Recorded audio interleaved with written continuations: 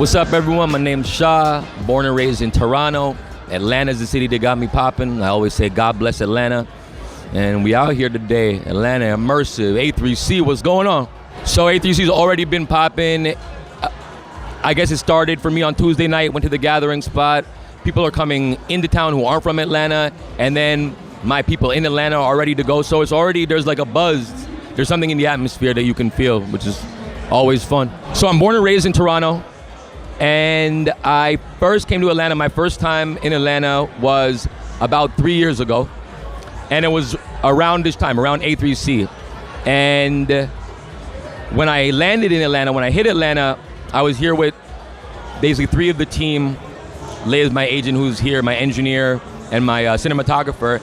And when we landed in Atlanta the first time 3 years ago, there was more here going on for me than I realized. So I had fans here, and there was an energy here for me. But then, even more important is that in Atlanta, in the rap scene, like I knew as a fact, Atlanta was where it was like the rap mecca, and it had been for a while. But the real difference for a rapper on their come up for Atlanta versus say New York or LA or Toronto is that the people who make a difference are out in the open, and you can find them wherever. And then, you know, if you are good, then people will rock with you. So then that made us realize, like, hey, this is the place to be. So then sort of there was some back and forth, Atlanta, New York, whatever, Toronto. And then I guess for about 2.5 years, this has been where things have been popping for me. I got started in music. Lyrics and bars and punchlines was always something I love, always something I enjoy. And then I kind of spent too much time in school. And then, you know, it was after that I realized, no, this is what I got to do. I can't just some, you know, regular life shit is just not the thing for me. And it was like, all right, obviously this is what it is. And it took a while for it to get going, but then when I landed in Atlanta, then it happened. So I knew in my head that, all right, making music, a rapper is the thing that I want to do, and the thing that I'm built for. But I guess kind of like the way that a lot of people would want to be like playing the NBA. It's like it just wasn't a reality. But it was there. It's like, I know I'm good at this and I know I would enjoy it, but then but let's go do some regular life shit, go to school and blah, blah, blah. But then I think it was a combination. It was like, over time, it's like just repeated reminders that, yo, you're not built for this shit. You keep getting in trouble. You're gonna end up dead or in prison or, you know, like a very bad guy if you keep doing this thing over here. So, this is built for it, let's go. And I think then just maybe the reality of like, well, you know what, I can accomplish things that seem difficult made me realize I can do this thing. Okay, so in the industry, one of the things that I've learned, and this is one of the things that Atlanta teaches very clearly, is that in music, so music is an art, I'm a creator, I'm an artist, but shit costs money. And popping as a rapper, because the barrier to entry in rap is so low, anyone can rap. Anyone can rap. So there's all these people who are trying to rap. So there's all this shit in the way. So there's all this shit in the way that wants to get the thing going. So now you have a situation where it's going to cost money one way or another to get heard. And now once that's happening, if you're built for it, then you're gonna win. But in Atlanta, compared to New York or LA, there's no subtlety about that. It's like, hey, there's going to be a price here, but the price is much lower. So one lesson there is that shit's going to cost money, so be aware of that. But then you do good business. It's that sort of interaction becomes a relationship that's going to serve you very well. So you find people who do good business, and that's sort of building your network. Because like, I'm an independent, and now over time, like a couple years of doing this, I see this like, all right, I have a network that's like analogous to the department that a label has. And that's come from maintaining the relationships with people who do good business. So that's one big lesson where it's like, when I was an artist who didn't know what's up, there's this mentality, and it might still exist in an artist's head, that it's like, oh, I don't want to pay for this thing. Like, this is art. I don't want to, you know what I mean? But it's like, well, the marketing and the ads and all that shit, like, one way or another, that's just the reality. In Atlanta, there is a lot more street money. Or in Atlanta, in Atlanta, there's a lot more street money, or people are just rappers are just a lot better at getting money. So you have phenomenons like rappers will go to the strip club and throw $10,000 in the air because that's putting on a show that's going to pay off for them. That shit is hard to imagine in any other city. But that makes you realize the lesson of like, all right, shit's gonna cost money. How do you want to spend it? And creatively, I don't know if so Atlanta's definitely enhanced my sound. I couldn't even really deliver melody before coming to Atlanta. And just the diffusion, there's so much fucking talent in Atlanta. There's so much dope music that it's like, if you're here and your ears are open and you're open-minded, you're going to catch that influence. So there's definitely an upgrade. I guess also in Atlanta, say compared to Toronto, because I think, there's a lot more support in Atlanta. Atlanta's my dog Westwood said, most cities' heart or most cities' soul is this big, and Atlanta's is this big. And it's true, because Atlanta will support you, and Atlanta people will, if you got your own wave, you're doing something dope, that shit'll go. And in other cities, it might be whatever, insecurities or hating or whatever it is that stops that from happening. So and I think part of that is because Atlanta's seen so many people succeed that they're like, oh, this guy's gonna take off too. So shit, of course I'm gonna rock with him. Now that leads to an environment where when you've got something going on, people will believe in you. So I've been blessed to have producers who are like, all right, I rock with him, and then help sort of develop my sound. So Boy Levin is my producer I've been recording with the most over the past couple years, and he's really tailored a sound to me. But in my main three producers, Levin, my buddy, and Eddie Beethoven, they've all sort of helped me grow. So the creative lesson there is that when you find the people who rock with you, identify that and just let it let that thing happen. That's a real tough question. I mean, there's a sort of entrepreneurial, I guess, answer, and then there's the artistic answer. And the artistic one is, if you go all in on your art, and I don't know if I'm this type of artist. I don't think I am. But if you just go all in on your art, and the shit is so dope, and you don't care about anything else, and that's a very specific type of artist. Most rappers aren't like this. But if that is you, then go in, and if the shit's dope, keep making dope shit, and don't worry about anything, and then it'll work out. Maybe you'll be hungry for a minute. Shit, maybe the guy will end up dead. So I don't know if that will always work. But that's the artistic way, right? Then the other way, the more entrepreneurial way, is, you've got to figure out what's going to pay the bills along the way. And that's tough for a rapper, because say you play the piano, or you're a guitar, or you're a singer, or whatever, you're a DJ, there's shit you can do to pay the bills. A DJ can work weddings. A guy who plays the instrument can, get hired for a band to be background music somewhere. No one is trying to hire a rapper that they never heard of. There's no market for that. So now you have that reality. Well, no one wants the thing that you've got right now that's perfect. So then my advice is, all right, well then find the thing that's at least in the same vicinity. So at least do something that's music related. And the thing that Atlanta is excellent at, or Atlanta rappers are excellent at, which is what I was saying before, is getting that money. So in Atlanta, rappers will get that street money. And I think that really prepares you, because getting street money, obviously there's a risk to it. There's a challenge there that is the reason that not everyone does it. But that challenge prepares you for rap as well. Like if you can survive in the streets and make it happen, where now you've got a budget, then that suggests that you'll do well in music as well. So that's my advice to rappers. Like, try to make it happen in whatever world it is, but it's also got to work on the time schedule where it's like it's just something that you can do at any time on the side, and that's how Atlanta rappers have done it.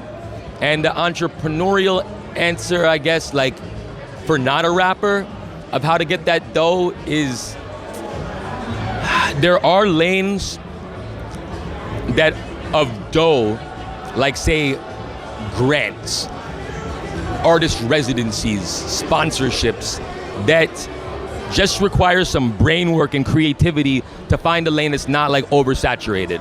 That's another lane you can do, but that's like typing emails and shit like that. It's not very glamorous. That's a big blessing that I've had. So I've had to really work hard for a lot of shit's come, but one thing that I've been blessed with is people believing in me and getting around me. I was blessed because I sort of started with a team. Like when it was like, all right, music is what I'm gonna do, I already had people around me, and then having people around me help bring more people in. So basically when I started, I already had like, so Liz, who's my agent right now, and like will handle bookings and will handle like a lot of the business, began as my music video producer. Eddie, who's been my long-time recording engineer, mixing engineer, producer, he's been with me since time. I have videographers, I have photographers who have just been rocking with me for a long time. So now when I've been blessed that it's just happened, how to do that, I mean, your talent's gotta shine, and people have to understand that there's something like compelling there at the beginning, especially because at the beginning as an artist, you're not going to be paying. So similar to what I was saying with producers earlier, it's when you find those people who do believe in you, identify it, and then the ones who actually achieve results, go in on them, and then you got to do good business. You got to make sure that the people who are spending time with you and getting results are being rewarded, and you're on this journey. Now, there will be a lot of people who might, once you get something going, they'll hop in and they'll want to be a part of it, and then it feels good because like, oh, hey, someone wants to blah, blah, blah. And I've had a lot of people waste my fucking time. So also realize, so when I say achieve results, they bring the thing home is the key thing. But when you identify them, reward them, give them a piece of the success, and that's the way to do it. That's the way I've done it. I do have a couple theories. All right, so one theory that I have is the infection theory, and it's that, say you meet someone and they introduce you to someone, but you're not 100% sure about that first person. And then at some point you realize, wait, this person is not someone to fuck with. My theory is that whole shit is tainted. So everyone that they introduce you to, and it's tempting because you're like, there could be dope people along the way, and there probably are, but for peace of mind, fuck all that shit. But that doesn't answer the question that you just asked, which is how do you know if someone's gonna waste your time? I guess here's the way, and yeah, here's the way that when to find out right away. Is that when someone comes in a situation of, hey, I want to help you do your thing. So not like a purely 50-50 collaboration, but hey, I want to help you achieve your goals. The thing to say is, what are you going to achieve? Like, what do you want to do? What are you going to achieve with me? When? And then it's like, I almost forgot about that because the nice guy in me and the artist in me wants to just be appreciative that, hey, someone wants to come fuck with me. So I don't want to grill you, but if you do that, you'll save time. So my dog DT put that one on me because I have a lot of people trying to be my intern, right? A lot of people trying to be my intern, and the ratio of like someone wanting to do it to someone who gets shit done is like maybe like 3 out of 100, maybe 1 out of 100. So it is an area where you're better off just getting to it right away. I don't know if I'm great at this, or I should say that there's a lot of opportunity for me to get better at this, but the one thing is very simple that I've started doing that does make an impact here and does let me connect is replying to every comment. Like, not the spam shit, obviously, like, you know, but any comments like of someone who's taking the second to like express support or whatever it is, respond to all that shit, and that it creates a landscape now where someone can look at it and be like, oh, that's how he treats his fans, and I think that makes people feel more compelled to join in. So that, and similarly in the DM as well, but definitely respond to the comments. I think I learned this one in Atlanta, but right at the offset, right at the beginning, is trust your gut. So networking, in terms of networking, is like if there's a vibe with someone, then follow that. And if there's not a vibe with someone, it's like, nah, this don't feel right, but there's something dangling, so trust your gut is the first thing. And then from there, let's see, with networking, I guess if you have your goal of whatever it is you want to gain from this interaction, this year, this club that you're joining and paying a membership fee to, whatever it is, if you have a clearly defined goal, then the result will be achieved a lot more powerfully. So, yeah. I guess those are the things. One, maybe sort of like hold up in my networking that I don't know the exact answer to, is that in the situations where you're networking, so it's more or less it's people who are your equals, right? Maybe you're a little bit higher, but maybe someone's got something to offer. Inside of me, there's a little bit of like, hey, this person wants to do this good for me. I should make sure that they're also good, right? But then I'm an artist. So if someone wants to just fuck with me, they know what they're getting into. So I shouldn't have to spend extra brain power on figuring out how you're comfortable. This is like right at the onset I'm talking about, not so much for a longer term relationship. And now when I'm still wrestling with, but that's one where, so I don't have the advice on like how to go about that, but I would be cognizant of that at the onset because you really want to invest your time wisely. So again, it's similar to with your gut reaction. If you're talking to someone and then you're just not seeing the way that it would click, then also it's like, move on. TuneCore, there's human beings, there's people. A lot of it in music, especially on your come up, it's just machines and concrete and nothing. No, there's no human. But TuneCore, there's humans. There's all humans in a whole bunch of different cities that are good people that care. So that's like, that's a lot more than what you would expect on your way up. So yeah, right. I mean, like me doing this.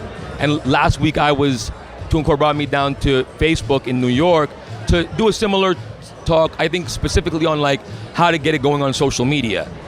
And that's a lot of effort that they're putting in just to benefit you. Like they could have just copied and pasted some article and put that up and they're still doing a service. But so that's very easy. TuneCore there's a humanity there. I guess like the definition of independent to me as a rapper is like you're not with a major label. Well, I mean like the brand of independent artist is like, it could be taken to mean unsuccessful or like amateur or not popping. But then there is like in the world of music, there is a definition of independent that does mean something, and that could include, well, it could include a lot of things, because it could include like a Chance the rapper who's independent but might have all the plugs, so you're in a situation where you don't need the labels. For me, what independent meant is that, and what it's meant up until very recently, is that I'm better off doing it on my own than I've been better off doing it on my own. So even when offers started to come in, the initial ones up until very recently were like, nah, there's not. This isn't the move. Like, there's no added value here, or it's going to take so much that it's counterproductive. And then if you're in that situation where you're really needing to do it on your own, that to me is an independent artist. That to me is an independent rapper that's like been my story, my journey. I mean, so I saw your platform. The shit looks dope. I think that in Atlanta, because there's so much creativity and so much creativity that sometimes you don't even need to worry about the end product being polished. So like in the rap world, what that could mean is that you'll hear songs on the radio from popping artists that aren't even mixed and mastered. And like in Toronto and New York, you'd be like, what the fuck? But it doesn't matter because the shit's popping in Atlanta. Your site has got that polish, which is great. And I would say that that's great to see in Atlanta as well, like that other side of it. So that's something that you guys are doing.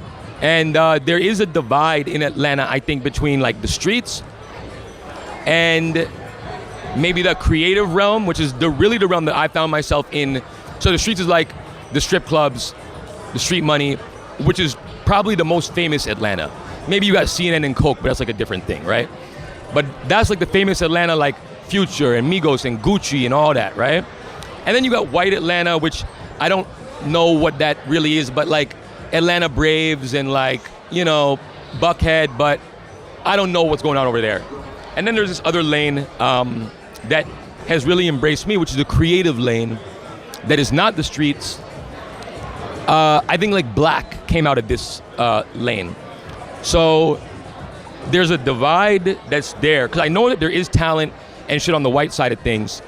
So that's just something that's like people in Atlanta and people around the, like, I guess the country, because Atlanta has just got the sauce that you know about one Atlanta, but there's a whole bunch of shits going on that is worth exploring, because Atlanta, in any of those, Atlanta's got the best shit. I don't know if there's something in the water or something in the DNA or whatever it is, but there's something here where this is where the best shit is happening. So there's a lot to discover here, which is just the last thing I'll leave you with.